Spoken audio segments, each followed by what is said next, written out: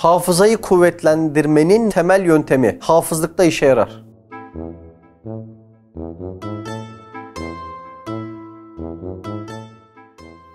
Eğer yazarak ezber yaparsanız diğer uzuvlarınızı da işin içine sokmuşsunuz ve konsantrasyonunuzu tamamen orta noktada toplamışsınız demektir. Yani bunu da ele aldığında şunu anlarsın. Ezber kabiliyetten çok gayrete bakıyor. Şimdi Zübeyir abinin bir cümlesi var. Beni çok şaşırtmış zamanında. Vur.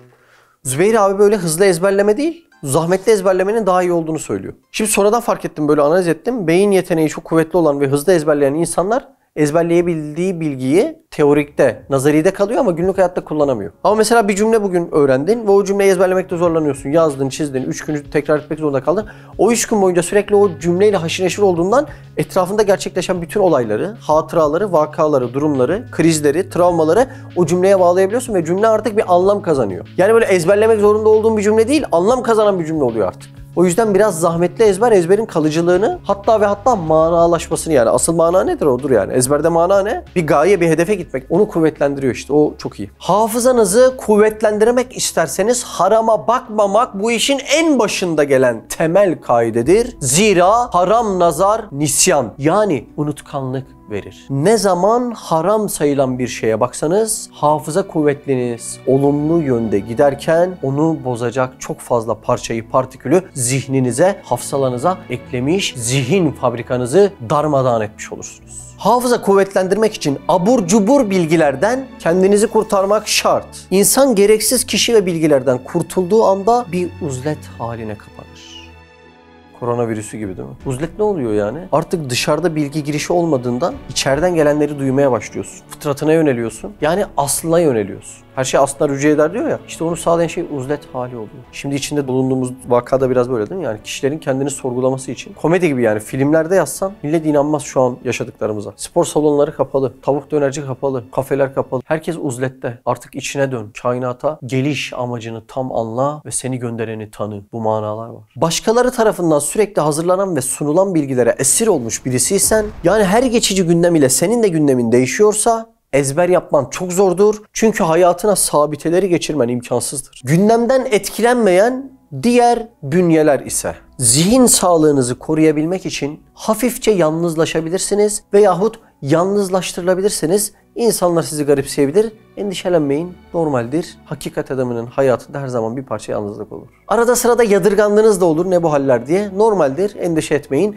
Hakikat adamının hayatında çevresi tarafından anlaşılmamak da hep vakidir. Her yere dağılan hiçbir yerde bulunamaz. Bir yerde olan ise zihnen her yere kavuşabilir. Konsantrasyonun çok kötü olduğu zamanlar geçiriyoruz. Bazen kabirle ilgili çok önemli ve elzem meselelerden bahsediyorum. Kürsüden iniyorum. Henüz ben bile daha anlattıklarımın etkisinden kurtulamamışken birisi birden yanıma geliyor. Tam bir soru soruyor ve daha soruya başlamadan soruyla ilgili bütün dikkatini dağıtacak şekilde "Abi önce bir fotoğraf çekilsek" diye çıkarıyor makineyi. Demek bir fotoğraf karesi kabir ile ilgili bir meseleden daha önemli bir hal almış. Yani sıralama böyleyse bizim konsantrasyonumuz ve farkındalığımız bitmiş demektir. Konuyu bir de yemek olarak ele alacaksak kuru üzüm, ceviz, kereviz, bunun gibi gıdalar hafızayı kuvvetlendirir diye bahsederler. Ben bir de hadiste çörek otuyla ilgili geçen bir beyan var. Beni benden alıyor. Çörek otu ölüm hariç her şeye devadır diye geçiyor. Yani benim anladığım kadarıyla Allah Azze ve Celle çörek otuna inanılmaz bir etki ihsan etmiş ve çörek otta sanki böyle anlayabileceğimiz dilden nanoteknoloji var. Ben yaklaşık 4 ya da 5 yıldır düzenli bir şekilde kullanırım çörek otunu. Uyku saatini 5-6 saat tutmak ve sabahın erken saatinde, hele sabah namazından sonra okuma yapabilmek kadar zihni duru tutan hiçbir şey yoktur. Böyle bir şey olamaz ya. O sabah namazından sonra 2 sayfa oku. Ya bütün gün o 2 sayfa okuduğunla gidiyorsun. Ama böyle günün kopuk saatlerinde bir sürü mesele oku. Tam o böyle senin beyin midende sindirilip kalpteki iman potanda erimeden gündemini dağıtacak bir sürü olay denk geliyor. Telefon çalıyor, fatura oluyor, arkadaşın geliyor, işin oluyor, başka bir şey aklına geliyor ama sabah namaz saati öyle değil. Alem sükût etmiş. Sadece Rabbinle her okuduğunla bir ilişki kurabiliyorsun. Derler ki sabah saatlerini bir insan hangi saha için kullanırsa o sahada bir söz sahibi insan olur.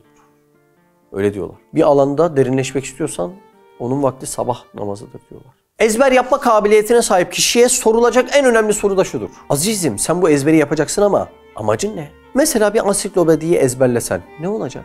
Aynı ezberi benim bilgisayarım da yapabiliyor. Hem de acıkmaz, susamaz, bıdı bıdı etmez, dırdır etmez. Demek ezberde hedef hikmettir. Eğer hikmet yoksa ezberin fazlalığı eşkıyaya silah vermek gibidir.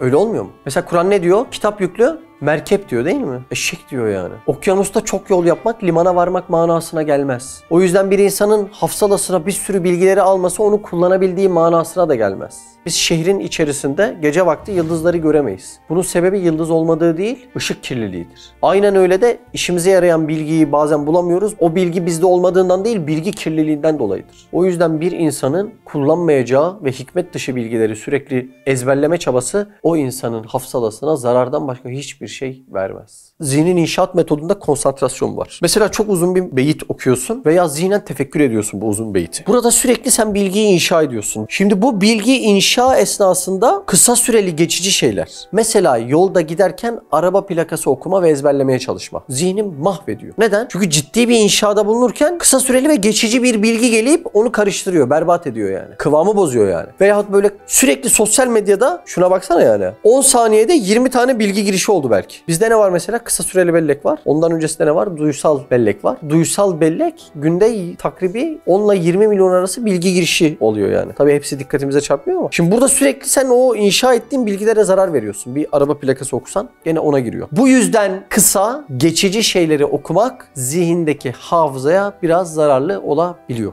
Evet, madem hafızadan konuşuyoruz, onun zıttı unutmaktan da konuşmak zorundayız. Hayırlı şeyleri size unutturan etkenlerden bir tanesi de şeytan olabilir. Bu yüzden sürekli bunun zıttıyla muamelede bulunsak. Yani hayırlı şeyleri hatırlamak için hayırlı şeyler zikretsek, şeytanın unutturma politikasına karşı bir mekanizmada bulunmuş olabiliriz. Peki ne olabilir bu hayırlı bir şey? Salavat çekmek.